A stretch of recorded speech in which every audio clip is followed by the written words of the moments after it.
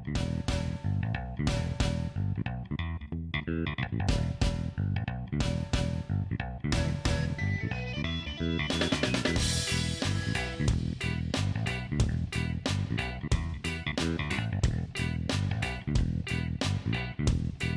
to Sweethearts or Rivals. I'm Charla. I'm Justin. What's on our table today? The Castles of Mad King Ludwig. And the Castles plays 1 to 4 players. Yep. Can take you about 90 minutes, I think. Mm-hmm. They recommend you can play with ages 13 and up. You got it. And it's published by Bezier Games. And we also played today, including the Secrets expansion. Right, which doesn't add anything to the amount of time or players. No. Or complexity, I don't think. We'll see. What does the Secrets expansion add to the game? Quite a bit, actually. The first thing it's going to add is extra room tiles. So there's 10 different types of room tiles in the game, and the expansion adds 3 extra to each of them. So that's 30, which is quite a bit. Right. However, the room tiles all have these little swans on them. Right. And that's actually a new feature. When you collect the swans, it becomes kind of like a set collection. You can trade them in for money or save them for the end of the game for points. And the more you have in a set, the more they're going to be worth. Right. And where you see them, like it'll be on the front. You Yep. probably can't see that at all actually from there. But there's a little teeny weeny swan right in the corner. Yeah. So when you flip that and you choose this tile to put out, if there's a swan, you're going to add it from, we have a draw bag, Yep. just so it's really random, Yeah. onto there. Yep. And you ended up with a lot because on these big circular ones, there's 2 swans per each tile. I did end up with quite a few. Mm-hmm. So this makes the setup of the game actually a lot more lengthy, because for the 100 to the 300 size rooms in a 2-player game, you're starting with 5. It can't just be 5 random rooms. It has to be 3 from the original and 2 from the expansion. Mm-hmm. And then for the 350 to the 600, you're starting with 4 rooms. Again, you can't just take 4 random from all of them. It has to be 2 from the base game and 2 from the 3 new ones. Yeah, so it's almost good like if you put a bag with your 600s, you could also have a smaller bag that fits the 600s to separate your swans maybe. That would maybe speed up the setup a little bit. I'm not sure. Because it does, the addition of that one little tiny expansion piece. Yeah, and I think it's more of an issue in a 2-player game. Yeah. Because maybe if you were playing with the full complement, you wouldn't have to take out as many rooms. Possibly. Yeah. It does make the setup a lot longer. Mm-hmm. The next thing it adds is every player starts off with 3 secret room pieces. You have a super tiny little connector. You have a longer hallway, and then you have a corner. And they're really nice because they're kind of raised on the bottom. You can't see that. But it's double layered. So when you go to put it on, it connects to it and it rests right on it. Yeah. So it fits really nice, actually. Yeah, that's a nice little touch. Yeah. And that double layer tile. That's super cool. Mm-hmm.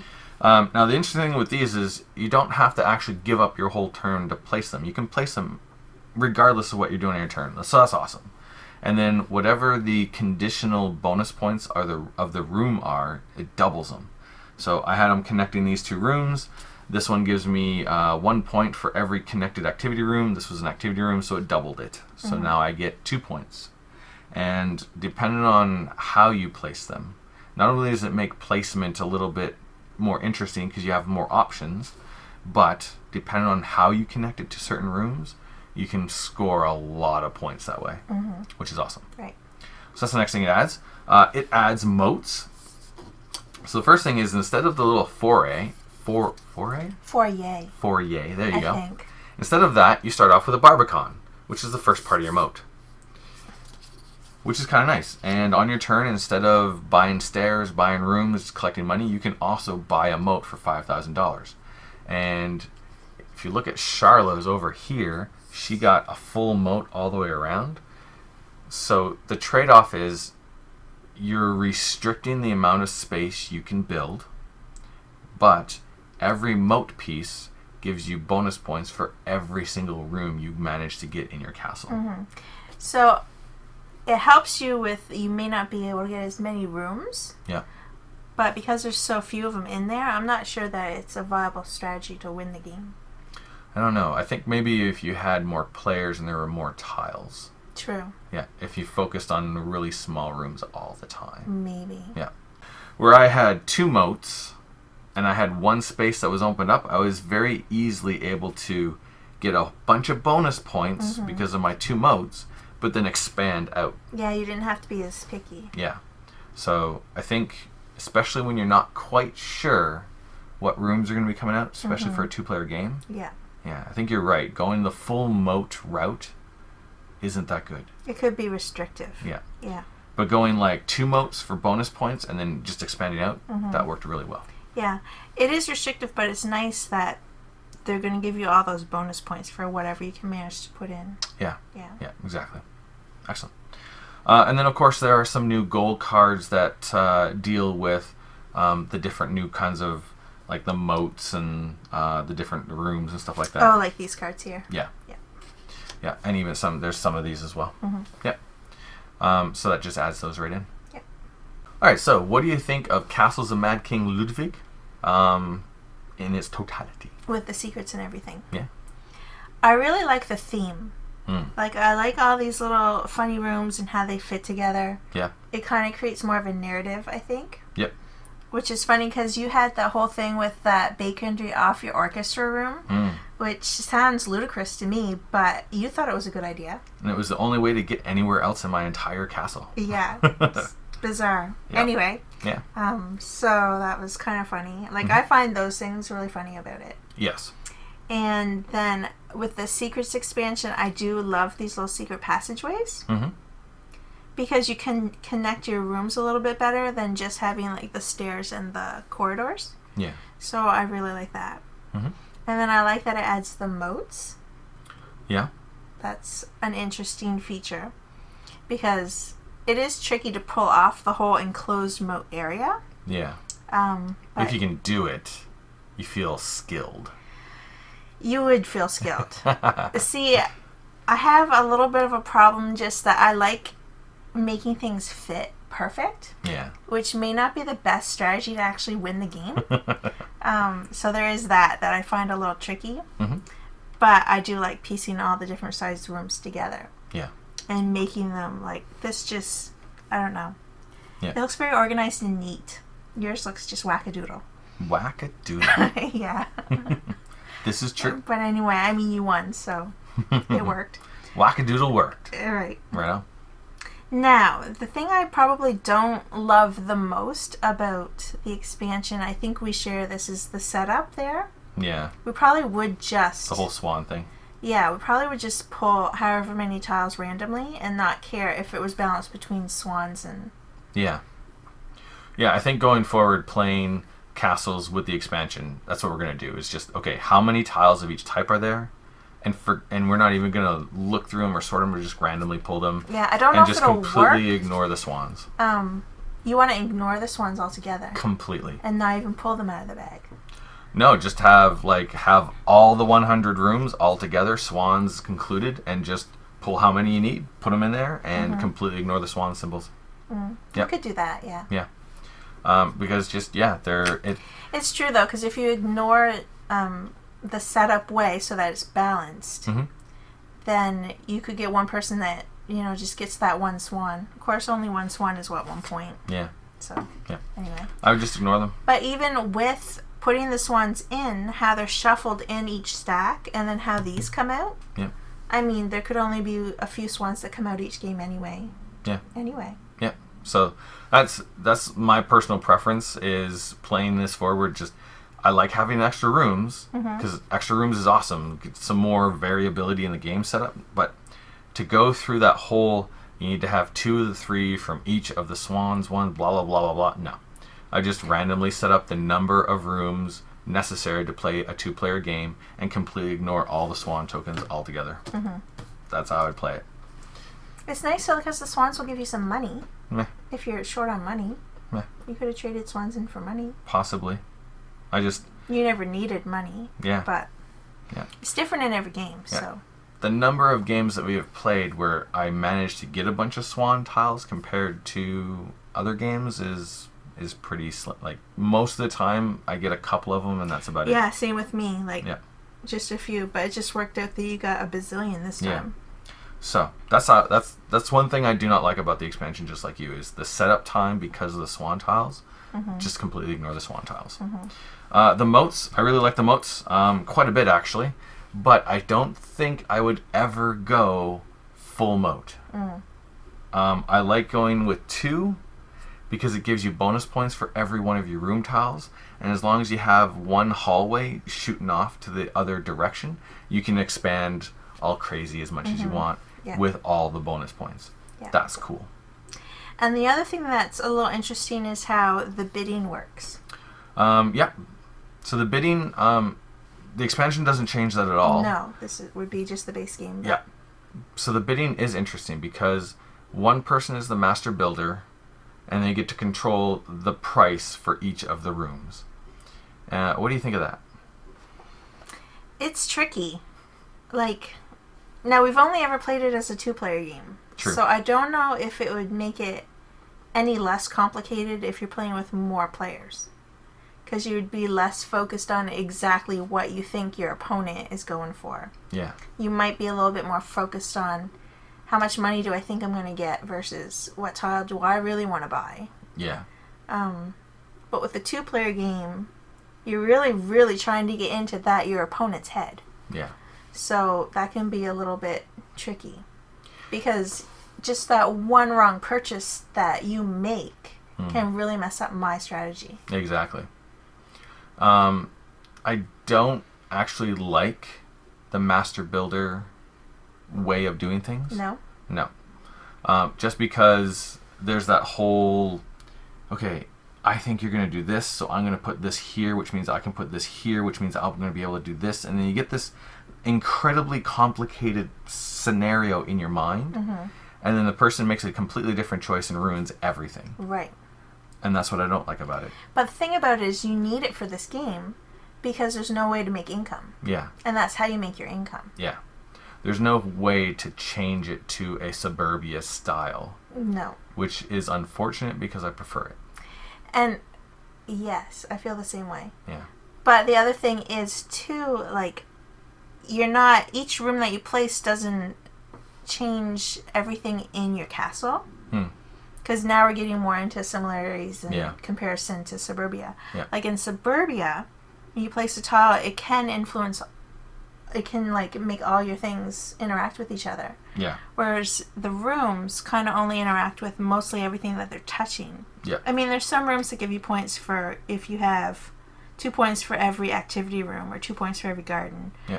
But they're all downstairs, which requires several steps to get put into place. So it's never going to be a random thing. No, and you're going to do that. It's not as common as the rooms that this room and this room touch, and they interact with each other. Yeah. So then that makes this whole switching the rooms more important, I think, as well, because you're just focusing on, what do they really need to interact with that room that they're trying to finish. Yeah. And then, I'll put it up high. They have enough money to buy it. Yeah. And then I'll get that money and that will be my income. Yeah. So there is that about it that really works well.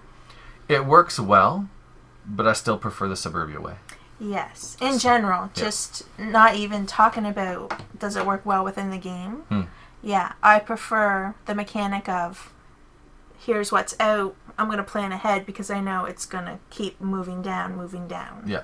Yeah. And then the other thing, too, is you can get into mind games with the suburbia layout where nothing changes their order, just it shuffles down. Because we can be like, okay, so next round that's going to be cheap, you're going to want that, so you're going to get that cheap, which means that's going to come out, which means that's going to be cheaper for me. And you can still do those kind of...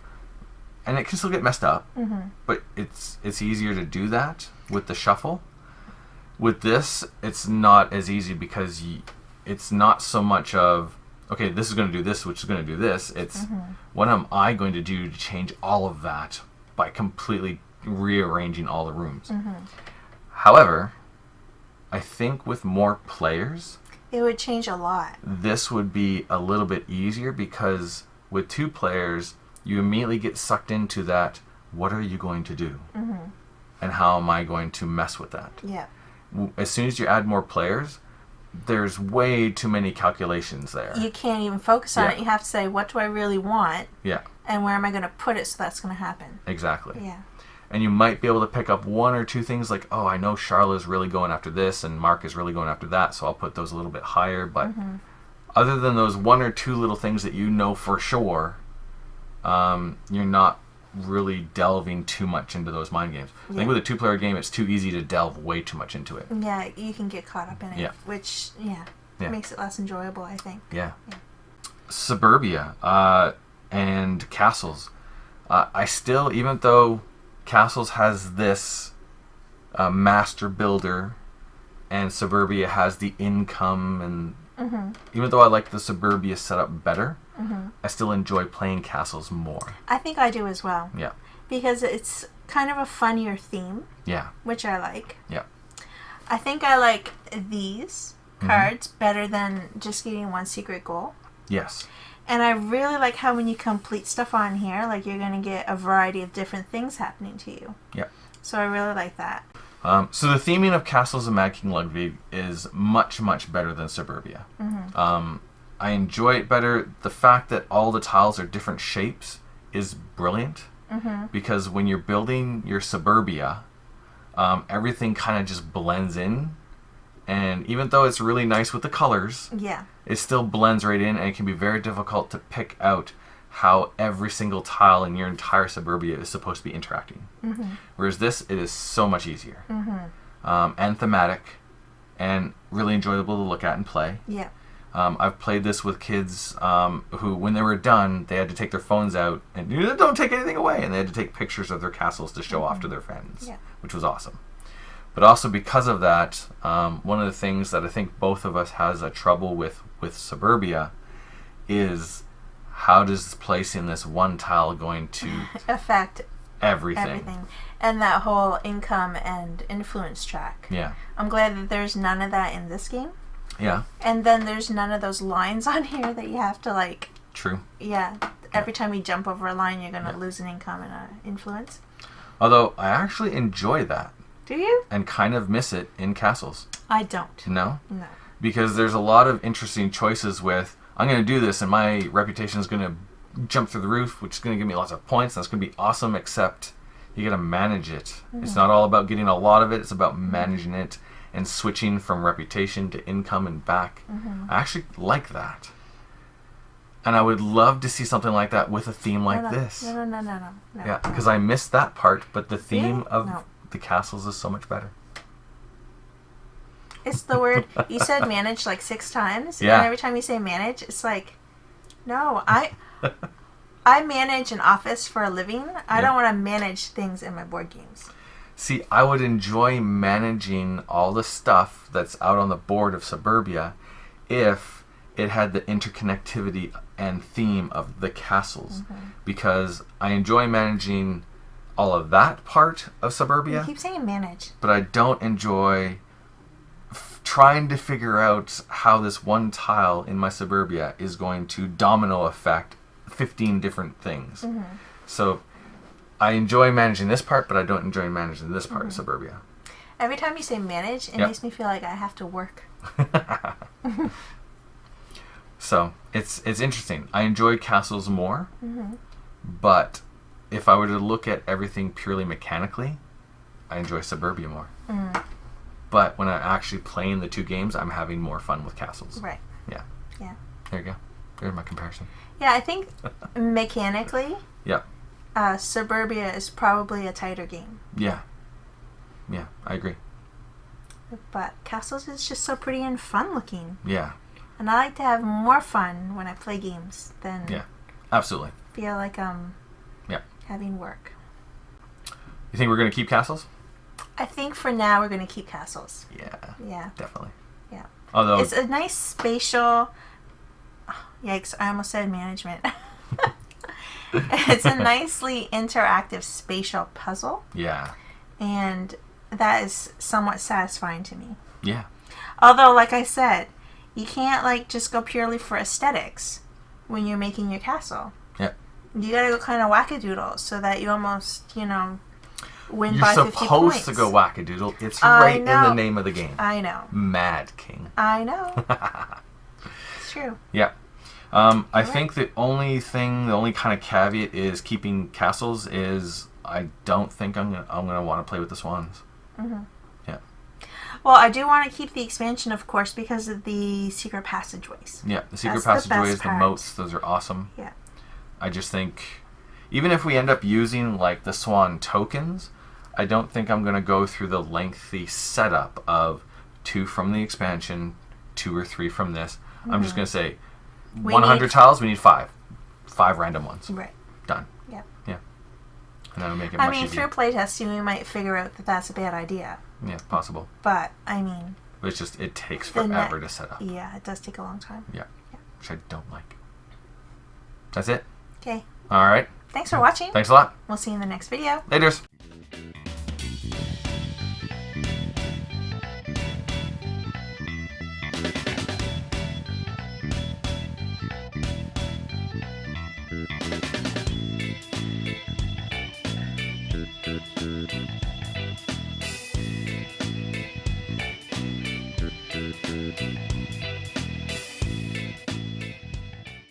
Say bye, Kaylee. It's going to take up camera space. And... Put your face right on the camera. Nope, I'm going to go over here and check out what's in there. Kaylee, what's that? What's that, Kaylee? Kaylee, what's over there? Not interested in it whatsoever. Look, Kaylee. I'm not interested in that either. I was rude. Hey, Kales. How you doing?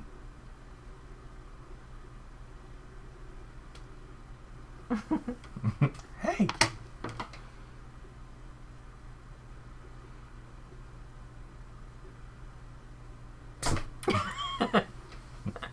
Aww. You poor cat. You're so jumpy. You're like the jumpiest cat in the world. In the world. Yeah. Get your bum off of there. Did we say goodbye?